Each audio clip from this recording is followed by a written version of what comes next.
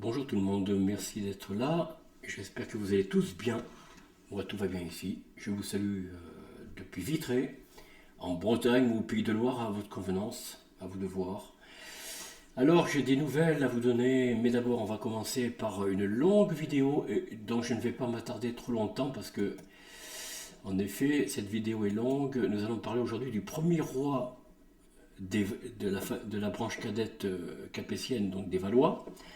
Alors, je ne vous ai pas dit hier que c'était la fin de la ligne directe des Valois avec le règne de Charles IV, hein, donc dit le Bel. Alors aujourd'hui, c'est Philippe VI. Philippe VI, c'est le premier roi de la branche cadette dite des Valois. Donc une branche qui va durer, bon, pas très longtemps d'ailleurs, hein, je ne peux pas vous dire combien de temps. Oui, enfin bon, ouais, il y a quand même des règnes assez longs, enfin assez longs. Alors, Philippe le Bel, neveu de Philippe IV, donc, vous voyez, c'est la branche cadette, hein. Il devient roi de France à la naissance de la fille posthume de Charles IV, dit Blanche, vous rappelez, de Navarre, donc, non, la Navarre, c'est ça, non, la Navarre, je comprends pas, la Navarre est laissée à Jeanne de Navarre, donc, voilà, la fille de Louis X, en échange de sa renonciation au trône de France, sacré à Reims le 29 mai 1328.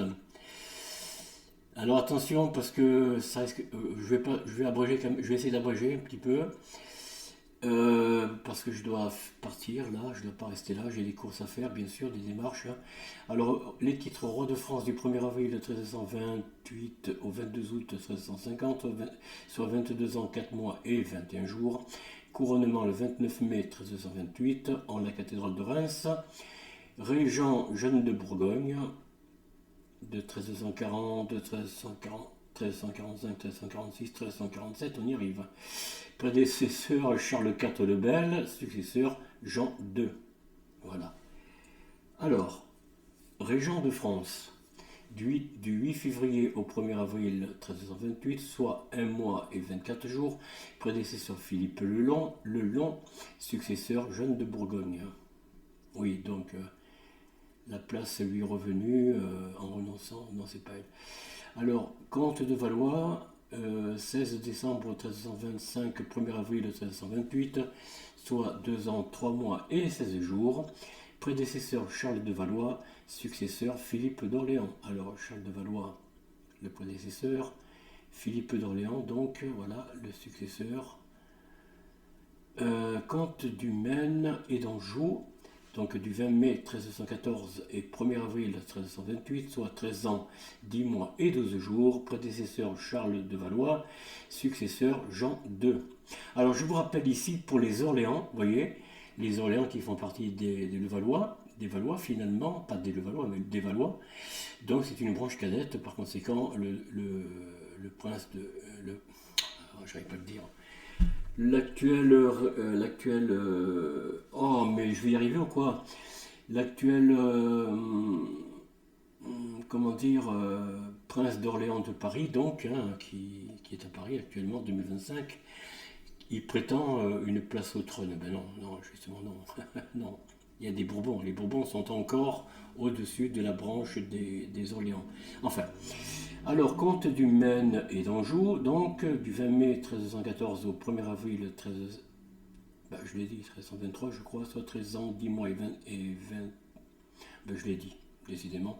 Alors, biographie, dynastie, maison des Valois, donc, nom de naissance Philippe de Valois, date de naissance 1293, date de décès 22 août 1350 à 57 ans, lieu de décès Nogent-le-Roi, ou Colombe, je sais pas, Colombe c'est où ça, dans le Réloir, et Nogent-le-Roi est une commune française située dans le département de Réloir aussi, en région Centre-Val de Loire. Bon, alors sépulture nécropole royale de la basilique de Saint-Denis, père Charles de Valois, c'est le faut que j'ai dire qui marche, ne vous inquiétez pas, mère Marguerite d'Anjou, conjoint Jeanne de Bourgogne, oh là là, je vois très mal là, 1313 et 1340 jusqu'à 1349, enfant Jean II, voilà, Philippe d'Orléans, Deuxième conjoint, Blanche de Navarre, 1350. Enfant avec le deuxième conjoint, Jeanne de France, donc, voilà. Héritier, Jean II, bon, on l'a dit. Famille Philippe IV le Bel. Oncle, hein. C'était l'oncle. Donc, Louis X, cousin germain. Philippe V le Long, cousin germain. Charles IV le Bel, cousin germain. Isabelle de France, cousine germaine. Voilà, vous voyez. Religion, catholicisme, s'il vous plaît. Hein. Oh, ah ben justement, je profite de cette vidéo. Bon, malgré que je ne suis pas croyant, enfin, si, j'ai une autre croyance, vous le savez, c'est pas du tout la religion chrétienne. Ni non plus les deux autres religions, je vous assure. Alors, je souhaite quand même un bon carême, parce que vous prendrez cette vidéo le mercredi, dit mercredi des cendres, chers amis chrétiens qui m'écoutez. Je vous souhaite un bon carême. Ma foi, faites au mieux de vos croyances, de votre recherche spirituelle, et je vous souhaite, ma foi, les meilleures choses possibles. Voilà. Je ne peux pas dire plus. Alors, qu'est-ce qu'on peut dire? Son accession au trône en 1328 découle d'un choix politique à la suite de la mort bébé et sans frère de Jean Ier, le posthume en 1316, puis des oncles de ce dernier, Philippe V et Charles IV, tous deux sans progéniture masculine survivante, afin d'éviter que la couronne de France ne passe dans les mains de la maison Plantagenet, régnant sur l'Angleterre donc, et le duché d'Aquitaine. Alors, s'il accède à la tête de l'État, le plus puissant d'Occident, Philippe VI, manque de moyens financiers, ce qu'il tente de compenser par la manipulation de la monnaie, de la monnaie et des impôts supplémentaires, lesquels ne sont acceptés qu'en période de guerre. Il doit asseoir au plus vite sa légitimité. Il le fait en restaurant l'autorité royale en Flandre et en y écrasant la rébellion lors de la bataille de Cassel. Donc en pays de Flandre, sûrement en Belgique, dans ses environs. Non, nord de la France, décidément. Je suis mal renseigné sur ma géographie. Le 23 août 1328, au cours de laquelle furent tués et massacrés 16 000 artisans et paysans révoltés contre le comte de Flandre. Par une habile politique diplomatique et matrimoniale, il contribue à augmenter l'influence du royaume à l'est du royaume de France. Il rachète le Dauphiné pour le compte de son petit-fils, remarie son fils à une héritière potentielle de la Bourgogne et prend une option sur le comté de Provence, chers amis. Alors, jeunesse, Philippe VI est le fils aîné de Charles de Valois, bon, ça on aurait compris, frère cadet du roi Philippe le Bel et de Marguerite d'Anjou. Il est donc cousin germain des trois fils de Philippe le Bel, Louis X, Philippe V et Charles IV, lesquels se succèdent sur le trône de France entre 1314 et 1328. Alors Philippe V, c'est... Ah oui, d'accord. Je confondais avec le roi posthume. C'est Philippe IV, je crois, lui. Le roi trouvait à régence et avènement au trône de France, succession de Charles IV le Bel donc, pour comprendre la cession de Philippe VI au trône de France au détriment d'Édouard III d'Angleterre, donc Plantagenet, hein, si je ne me trompe pas. Ah ouais. Il faut remonter à 1316, cas inédit depuis Hugues Capet. Louis X meurt sans héritier, donc mal connu. Son épouse, étant enceinte du futur Jean Ier, l'héritier direct du royaume de France, se trouve donc être Jeanne de Navarre, la fille de Louis X. Oui, Jean Ier, non, c'est pas lui qui... Voilà, c'est lui le pauvre, le roi posthume. La fille de Louis X, encore mineure. La décision qui est prise à ce moment est très importante car elle devient coutume et sera à nouveau appliquée lorsque la question dynastique se posera en 1328. L'infidélité avérée de la reine Marguerite fait planer le risque qu'un prétendant au trône, pour légitimer sa révolte, ne prenne pour prétexte que la reine fut bâtarde, le puissant Philippe de Poitiers, chevalier aguerri et formé par son père au métier de roi, s'impose comme régent à la mort de son frère Louis X, le Hutin, à la mort de Jean le Posthume, donc Jean Ier, on l'avait dit. Il est considéré par les grands comme le plus apte à gouverner et se fait sacré roi de France, consacrant l'éviction de Jeanne.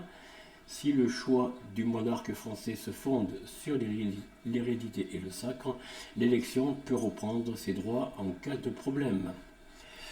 Voilà comment on réglait les problèmes à l'époque. C'était la ligne directe de père en fils. S'il n'y avait plus d'enfants mâles, donc les cadets, les aînés de préférence, et puis au fur et à mesure, ceux d'en dessous, les garçons, les mâles, si vous préférez, on prenait la branche la plus directe, les cousins, voilà, et puis voilà.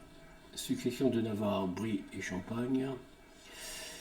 Bon, premier temps du règne, la bataille de Cassel. Moi, je vais abréger cette vie du roi parce que je vous l'ai dit, j'ai pas trop le temps. D'ailleurs, il est quelle heure là? Oui, voilà. Je vais pas tarder à y aller. Hommage d'Édouard III d'Angleterre. Bon, déjà, alors qu'on approche de la guerre de 100 ans. Voilà, vous voyez, la Guyane, l'Aquitaine. Je vais vous montrer la carte. Vous voyez, regardez, l'Angleterre, vous voyez, ils possédaient. Alors là, attendez, États pontificaux. Ah, mais parce qu'ils avaient des États pontificaux en Normandie. Territoire des droits. Alors, zone d'influence économique anglaise, ici, la Bretagne, le Poitou, et puis ici, la Normandie, une grande partie. Sauf la Manche, qui est anglaise, semble-t-il. Non, pontificale. Oh, pardon. Et puis ici, alors, Rouen, voilà, État pontifical aussi. Bordeaux étant pour l'instant seul acquis à l'Angleterre. Bon, puis vous connaissez la suite avec la guerre de 100 ans, mais nous y reviendrons. Nous y reviendrons à l'occasion. Alors, écoutez, mariage de Jean le Bon. Ok, parfait. La marche à la guerre, voilà, cause du conflit, alors que sous l'effet des progrès des techniques agraires et des défrichements, la population s'accroît en Occident. Depuis le Xe siècle, il est atteint un seuil qui dépasse les capacités de production agricole dans certaines zones d'Europe.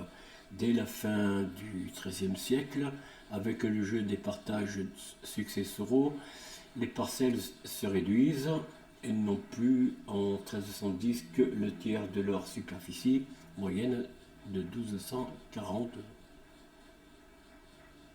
L'année est une année bisexuelle. Oh, d'accord, on s'en fiche un peu.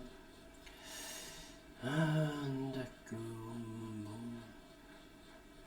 Certaines régions comme les Flandres sont en surpopulation et essaient de gagner des terres. Bon, je ne vais pas trop lire les causes du conflit. Le conflit écossais, voilà, c'est bon. En débarquant à la tête d'une armée privée le 6 août 1332 dans le comté de Fife. C'est où ça? C'est en Écosse, bien sûr. Ouais. Au nord-ouest de l'Écosse, oui. Édouard Balliol, disait ça. Est un prétendant au trône d'Écosse, fils du roi Jean Balliol. D'accord. Le fils de l'ex-roi pro-anglais Jean Balliol, revive le conflit anglo-écossais. Alors si la France va là-bas, elle se mettra l'Angleterre à dos, forcément. Depuis 1296, profitant de la mort d'Alexandre III, sans héritier, et d'une tentative de prise de contrôle par mariage, l'Angleterre considère l'Écosse comme un État vassal.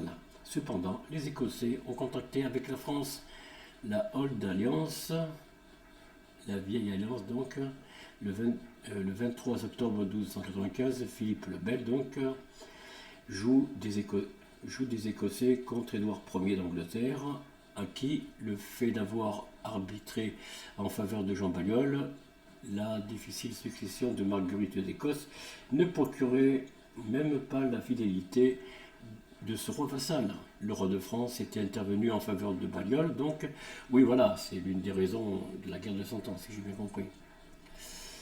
Édouard III devant Berwick, chronique de Jean Froissart, d'accord. Regardez, c'est une une belle enluminure ou peut-être une peinture, je ne sais pas. Voilà. Bon, on y va. Voilà, début de la guerre de 100 ans. Bon, on va pas faire une vidéo à part hein, sur la guerre de 100 ans, sinon on va pas s'en sortir. La course aux alliances, voilà. Alors, comment a débuté la guerre de 100 ans? Selon Wikipédia, attention, après moi je vais dire un petit mot, quand même. Alors, à la Toussaint 1337, voilà, toujours référence chrétienne, hein, l'évêque de Lincoln, Henry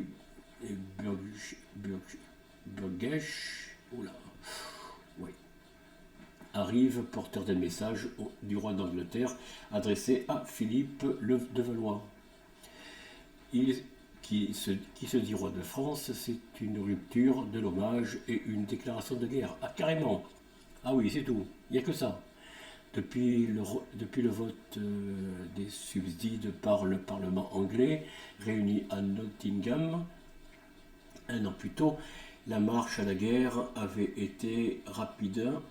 Le roi Édouard III d'Angleterre, voilà, le roi Édouard III, avait armé une flotte et envoyé des armes en Guyenne, donc hein, à Bordeaux.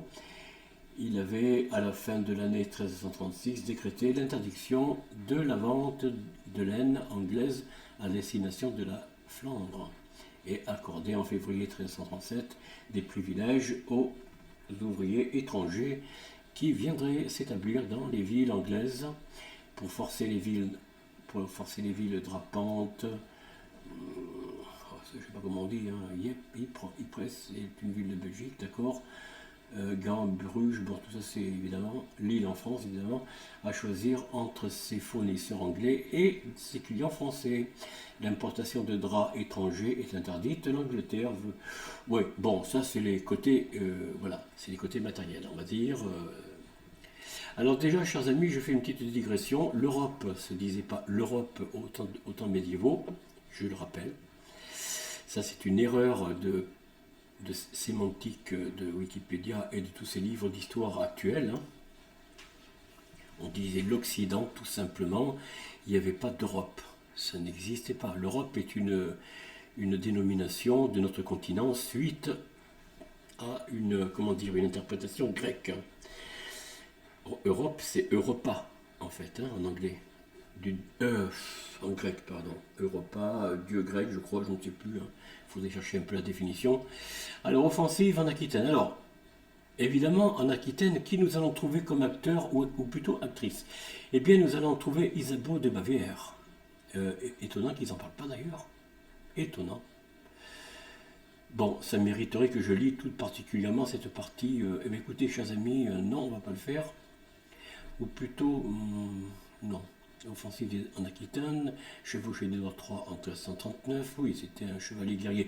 À l'époque, vous voyez, les rois ne faisaient pas comme aujourd'hui nos dirigeants présidents, ou même les rois de certains pays européens, ils ne se permettaient pas de donner des ordres à leurs officiers supérieurs, général, amiral, bon voilà, ils partaient eux-mêmes devant, même s'ils se tenaient en retrait du champ de bataille, mais ils étaient à proximité, très proches. Ils risquaient leur vie d'ailleurs. Les rois, les princes, enfin bon. Aujourd'hui, c'est le contraire. Oui, bon, d'accord. Oui, bon, il y a certains généraux, peut-être, certains dirigeants européens ou mondiaux, peut-être qu'ils vont au front. Pas vraiment. Ils se tiennent à des kilomètres quand même, hein. Ils vont pas aller si proches. Hein. Par contre, les dirigeants de l'époque, les rois hein, notamment, partaient devant. Hein. C'était la coutume. Hein. Alors, enlisement du conflit. Bon, ça, écoutez, ce serait un peu long. Alors, je vais un petit peu faire un débrief là-dessus. En fait, le roi d'Angleterre est entré en guerre, bon, mais, comme vous l'avez vu, parce qu'il y avait une question d'alliance. L'Angleterre voulait rattacher l'Écosse comme vassale à l'Angleterre, alors que les Français avaient des relations avec les Baliois, là, notamment les dirigeants écossais, les rois écossais. Ils avaient des privilèges, si vous voulez, les Français par rapport à l'Écosse. Et ça a mis le conflit. Mais, il y avait aussi quelque part Isabeau de Bavière qui a poussé à cette alliance, à cette guerre entre l'Angleterre et la France. De quelle manière ça? Il faudrait voir l'avis de Isabeau de Bavière en particulier, n'est-ce pas? Je ne sais pas si Wikipédia en dit grand-chose. Alors, d'ailleurs, il ne cite pas Isabeau de Bavière. C'est étonnant quand même.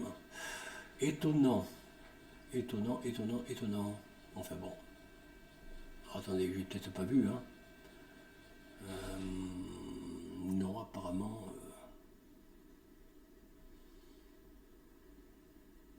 Non, apparemment, il parle pas d'Isabelle de Bavière. Non. Bon, ben voilà. Oui, bon, la course de s'alliance, d'accord. Voilà, c'est un petit peu ce que je vous ai dit, hein. Isabeau de Bavière a joué un rôle, hein. En tout cas, dans la pacification, la soumission de la couronne de France à la couronne d'Angleterre. Donc voilà, c'est elle qui a joué le rôle de pacification pour mettre un terme aux guerres, mais l'Angleterre gardait ses possessions conquises, évidemment. Alors l'armée de Philippe ayant lancé son offensive victorieuse en Aquitaine, et Édouard III étant sous la menace d'un débarquement français en Angleterre, ces derniers décident de porter la guerre en Flandre. Il s'est assuré l'alliance des villes flamandes qui ont besoin de la laine anglaise, bien sûr, pour faire tourner leur économie, mais aussi de l'empereur et des princes de la région qui voient d'un mauvais œil les avancées françaises en terre d'empire. Parmi les princes du Nord, non des moindres, se rencontre Guillaume Ier, donc, décidément, avec la souris, c'est pas facile. D'Avesnes, comte de Hainaut, le duc Brabant, le duc Gueldre, l'archevêque de Cologne, et le comte ou marquis de Juliers. Bon, ces alliances se sont faites sous la promesse de compensation financière, etc. Bon, voilà. Enlisement du conflit, bon ben voilà. Guerre de succession de Bretagne. Alors comment bon, là je comprends pas pourquoi il ne parle pas de Isabelle de Bavière, c'est étonnant. Apparemment il ne cite pas du tout son intervention en faveur du roi d'Angleterre, bien sûr. Oui, bon, c'est peut-être lors de notre roi. Le roi Arthur II de Bretagne, voilà. La légende du roi Arthur, c'est très beau. Vous pouvez, chers amis, faire vos références là-dessus. C'est une belle histoire. Comtesse de Montfort d'Amaury. Non, il ne parle pas de... Bon, je ne comprends pas. Jean de Montfort, donc, fils d'Arthur II, duc de Bretagne, et de Yolande de Dreux, comtesse de Montfort. Quelle heure il est là? Bon, je vais devoir m'arrêter, je pense. Bon, écoutez, on va revenir à l'histoire, je reviendrai à l'histoire complète du début du conflit, parce que, voilà. Voilà, chers amis, bon, écoutez, je vais pas continuer là. Qu'est-ce que je... Ah, ben, j'aurais pu mettre... Oh là là, je l'ai pas fait. Oh, puis alors, c'est long. Bon, bref. Une nouvelle vidéo, et c'est... Voilà.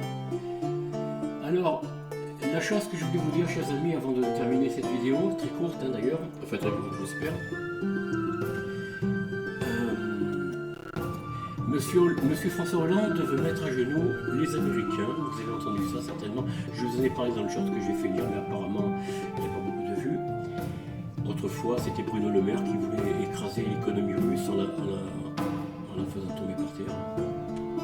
Vous voyez ce que ça a donné. Ça nous coûte cher tout ça. Et là, tout récemment, Madame Van der Leyen, donc présidente non élue par les peuples, hein, souhaite mettre en place une armée européenne. Alors, Emmanuel Macron, tout de suite, il a oui, madame, oui, on va débloquer plusieurs centaines de milliards d'euros. Waouh, plusieurs centaines de milliards d'euros, chers amis.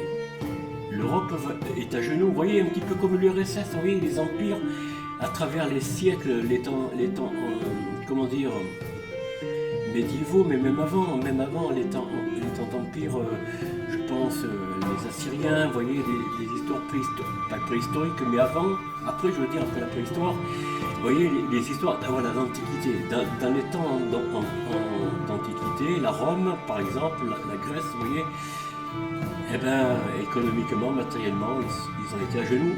Eh bien, nous, on y arrive. Après l'URSS, on y arrive. On va tomber à genoux. Mais alors, à telle enseigne, chers amis, que chacun de nous allons bien souffrir. Moi, je croyais qu'on était arrivé à la cave. Non, on n'est pas encore à la cave. on est encore qu'à la cave. On va bientôt tomber au 4e étage en sous-sol, si ça continue. Alors, nous allons payer très cher tout ça, chers amis. Alors, Madame von der Leyen, ayant aucune autorité là-dessus, ou plutôt aucune connaissance sur la stratégie militaire, elle veut elle-même prendre la tête, vous avez bien entendu, de tous les dirigeants européens, enfin des 27 pays membres en tout cas. L'Angleterre n'est pas d'accord, mais elle n'est pas dans l'Europe. Enfin, je veux dire, elle n'est pas dans les pays 27 membres. Voilà. En fait, Mme von der Leyen veut elle-même mettre en place le financement du réarmement sur combien d'années, j'en sais rien, en tout cas de ces plusieurs centaines de milliards d'euros dont Emmanuel Macron a lâché l'information. Alors, je vous rappelle que nous n'avons pas les moyens. Alors, j'ai entendu ce matin, alors là, je vais vous le dire tout de suite, l'information de BFM TV, pour ne pas la nommer. BFM TV, la journaliste dans l'émission de Apolline Matin.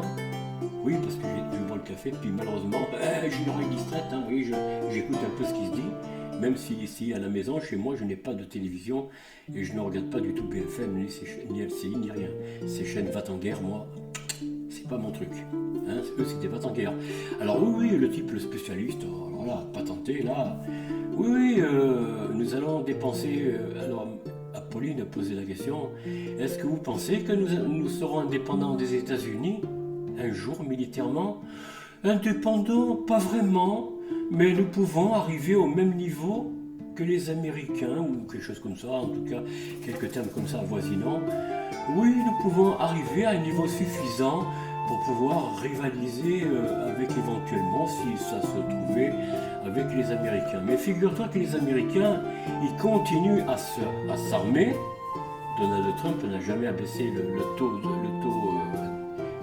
financier après impôt à donner aux armées américaines, je rappelle. Et d'ici que nous arrivons, nous, à nous réarmer, nous avons qu'un, pour ce qui est de la France, nous avons qu'un porte-avions, c'est le Charles de Gaulle, vous le savez. Donc on est encore loin, très loin. Même avec tous les pays membres de la communauté européenne, je parle, nous sommes encore très loin. Et quand nous arriverions à un niveau suffisant d'un équipement militaire avec même, pourquoi pas, comme le dit Macron, un bouclier dans l'espace, un bouclier nucléaire par exemple. Mais tu rigoles, toi, les Américains vont pas te laisser faire. Ils vont pas permettre à l'Europe de s'équiper d'un bouclier nucléaire. Il rêve Macron, mais c'est un rêveur. Alors, le journaliste disait, le spécialiste, ils sont tous spécialistes, ils ont à peine 30 ans, 40 ans, 50 ans, ils sont spécialistes. De quoi, je n'en sais rien. En tout cas, du blablabla. Il disait, oui, nous arriverons à être un jour indépendants. Eh bien, moi, je vous rappelle, chers amis, que actuellement, alors je ne sais pas à quel niveau cela va se passer, mais il y a des alliances qui se font déjà avec la Russie et les BRICS, les pays BRICS, c'est la Chine et tout ça. Nous sommes bien petits, déjà rien que la Russie avec la Sibérie et la Mongolie fait 2 ou 3 fois l'Europe totale, y compris les autres pays qui ne sont pas membres de la communauté européenne, je rappelle. Donc toute l'Europe, tout le continent européen ne fait même pas la moitié de la Russie. Alors je parle de la Russie avec, encore une fois, je répète, la Sibérie, la Mongolie, évidemment. Et je vous rappelle qu'à part l'Ukraine, la plupart des pays indépendants de l'ex-URSS, ils ont des bons rapports avec Vladimir Poutine et la Russie. Il faut le savoir. Et de plus, si le rapprochement russo-américain se fait sur des fondements, bon, je ne sais pas, se fait comme tout a l'air de le laisser penser, aïe. Déjà, rien que l'union donc Chine, sino-russe, ferait beaucoup de mal à l'Europe, puisque rappelons-nous que la Chine est quand même la 2e ou 3e puissance mondiale, financière, militaire au monde. Sans parler que l'Inde est dans le BRICS et que l'Inde pourrait un jour arriver dans le peloton de tête, étant 4e évidemment. Mais déjà, regardez un petit peu ce que ça va donner. Sur le plan géopolitique, nous sommes minables. Nous, les Européens. Je ne parle pas de la France. La France, elle n'a rien. Elle n'a rien. Un seul porte-avions nucléaire, c'est tout. Mais l'Europe même l'Europe réunie, même si l'Angleterre était encore dans l'espace européen. Mais après le Brexit, vous savez qu'elle est partie. Et d'ailleurs, l'Angleterre, même si le Premier ministre veut une paix avec la présence d'Anglais sur le sol ukrainien, ils ne veulent pas les accords avec la France. Sur le moratoire que Macron souhaitait, un moratoire d'un mois en entendant plus d'armes, plus de tirs. Non, l'Angleterre n'est pas d'accord avec la France. Que veut l'Angleterre, ça? Bon, c'est leur propre politique. Hein. Mais je tiens à vous dire, chers amis, nous sommes bien minables. Quand vous entendez Monsieur Bruno Le Maire qui voulait mettre la Russie à genoux sur le plan économique, voyez ce que ça nous a coûté. Plusieurs milliards d'euros ont disparu, dont à l'Ukraine, plus 1 ou 10 milliards qui ont disparu dans les poches de je ne sais pas qui, grâce à Bruno Le Maire. Monsieur François Hollande, depuis quelques jours, là, le week-end dernier, veut mettre les États-Unis à genoux, veut même se montrer dur, très dur. Mais pauvre gars, pauvre François Hollande, mais qui nous sommes? Voyez comment on nous apprend la peur et le ridicule, nous sommes ridicules. Mais ces gens-là, Hollande, Macron, Sarkozy, bon, là on n'entend plus parler pour l'instant, mais ils nous rendent ridicules sur le plan international. Vous vous rendez compte? Dans n'importe quel pays, même un petit pays qui n'a pas d'armement nucléaire, qui n'a pas de capacité de se défendre en propre, ils se foutent, ils se fichent de nous. Nous sommes la risée du monde entier sur le plan diplomatique, chers amis. Et ça va que de mal en pis, avec des déclarations comme ça, à l'emporte-pièce d'un homme ex-président. Rappelez-vous ce qu'est François Hollande durant ses 5 ans de quinquennat. Le compteur Linky, hein, le compteur intelligent qui va espionner les faits et gestes de ce que vous faites chez vous. Machine à laver, frigidaire et j'en passe. Sans parler des attentats, qui n'a pas pu ou voulu régler. Par conséquent, chers amis, on se fiche de nous. Il faut qu'un jour cela change, mais je ne sais pas de quelle manière. Enfin, moi j'ai ma propre idée, mais je ne vais pas la dévoiler ici parce que ça ferait l'objet d'une censure de ma chaîne et déjà de ma vidéo. Plus voilà. Chers amis, je vais vous laisser là. Alors nous reprendrons demain la suite de ce prince. Ah mais j'ai pas partagé. J'ai pas partagé avec vous la page d'accueil. Alors ce que je vais vous dire, c'est que nous reverrons, nous reparlerons de tout ça demain ou après-demain, je ne sais pas, à tête reposée, lors des prochaines vidéos. Je reparlerai de l'actualité avec un peu plus de précision. Je ne vais pas vous montrer les discours de François Hollande parce que c'est sur une chaîne publique, donc France Télévisions, je crois, ou quelque chose comme ça. Et c'est de droit privé, donc c'est de droit privé, alors que c'est un bien de l'État qui nous appartient. Je le rappelle. Ça, c'est se foutre de nous, vous voyez. Normalement, on ne devrait pas, ces chaînes de TV privées ne devraient même pas dire que ça leur appartient. Ça ne leur appartient pas. Parce que les chaînes publiques sont avant tout à l'État. C'est à nous. Ils se comportent, comme je vous l'ai dit, République française présidence, le sirette sans le sirène, vous voyez, eh bien toutes les institutions françaises se comportent comme des entreprises. La SNCF, elle a une vigile privée qui protège les contrôleurs, qui protège le personnel, qui protège aussi les biens de la SNCF, vous voyez. Comprenez? Ils ont une milice privée, une police, enfin on appelle ça une police, pour moi c'est une milice. Eh bien c'est illégal. Ils se comportent en entreprise et non plus en bien de l'État. Et l'État, chers amis, c'est vous, c'est moi, c'est tout le monde. C'est tous ceux qui payent des impôts, je vous le rappelle. Même ceux qui n'en paient pas, mais on paie la taxe. Donc c'est un impôt. La taxe est un impôt vicieux, mais c'est un impôt. Eh oui. Même le plus pauvre, le plus démuni, qui touche à peine, je ne sais pas moi, en faisant la manche, le pauvre, 5 € par jour par exemple, eh bien, quand il achète une baguette, il paie une taxe. Ben oui. Comprenez? Voilà, chers amis, je vous laisse là, je vous laisse à vos réflexions, je vous laisse bien sûr à faire vos choix, vous avez tout à fait le droit et je vous invite à faire vos choix, même de ne pas être d'accord avec moi ou certaines de mes positions, je respecte totalement vos choix, je ne suis pas là pour vous imposer, moi je vous donne ma version, c'est une chaîne ici libre de droit. Je vous le cache pas, on peut copier les vidéos, le son, les images, il n'y a pas de problème. Par contre, soyez polis, corrects et ne me faites pas d'entourloupe, c'est tout ce que je vous demande. Soyez heureux, chers amis, avec les membres de votre famille, enfants, petits-enfants, parents et grands-parents. Soyez heureux, bienveillants, pleins d'amour et de sagesse avec vos amis et avec vos collègues et camarades de travail. Ceci dit, on se dit à bientôt. Allez, au revoir.